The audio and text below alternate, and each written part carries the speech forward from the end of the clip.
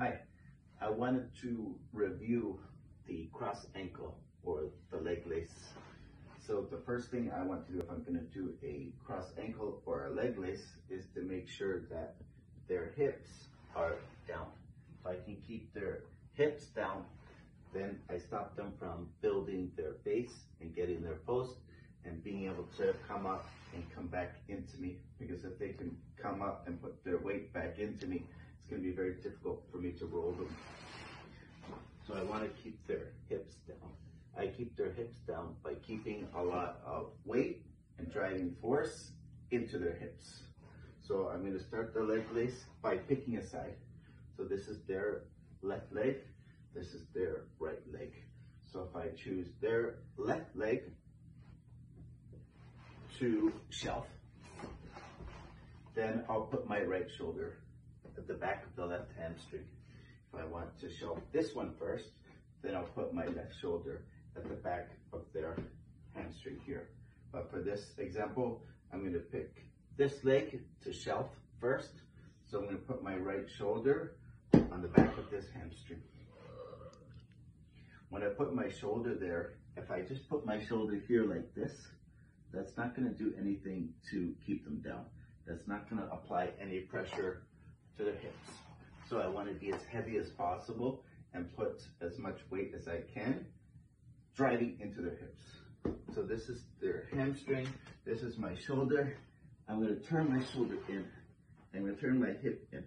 I'm going to take all the weight off my legs and put all my weight into my shoulder, into the mat, through their hamstring. Like this, I'm very heavy. And then the next thing I'm going to want to do is I'm going to want to shelf this leg or table this leg.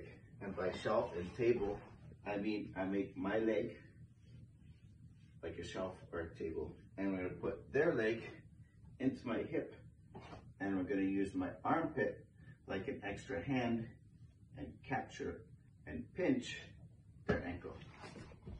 So I'm here, shoulder down, turning my shoulder in, very heavy, driving force into it. Pick up their leg, shelf it, table it, put it here. And this hand, once this ankle is in my armpit, is now free. So I can take this hand, turn it in like this, turn to the back of the hand, and capture the other ankle. That's all. Get stuff. So I have this leg and this ankle shelved here on my hip, in my armpit, pinched tight. So this hand is now free. I can drop it loose, and the back of this hand can now look for the other ankle. So I'm here like this, heavy, shelf. This one goes through. Now the next thing I want to do is I want to capture this ankle, the far ankle. So I do that. I have my hand here like this. I'm walking around, and the whole time I'm walking, I'm still driving all my force, all my weight into their hips, like this. As I'm walking, now my far knee can swivel like this. And as my far knee swivels, their ankle is going to come to me, like that. So I'm here, I have the hamstring, I have it shoved. I'm walking, this hand's captured the other ankle like this. I'm dropping to my far hip, which is my right hip, and then my knee is swiveling like this, windshield wiper. So now the other ankle comes into this hand like this. So now I have the cross ankle. And then after I have the cross ankle, I'm like this.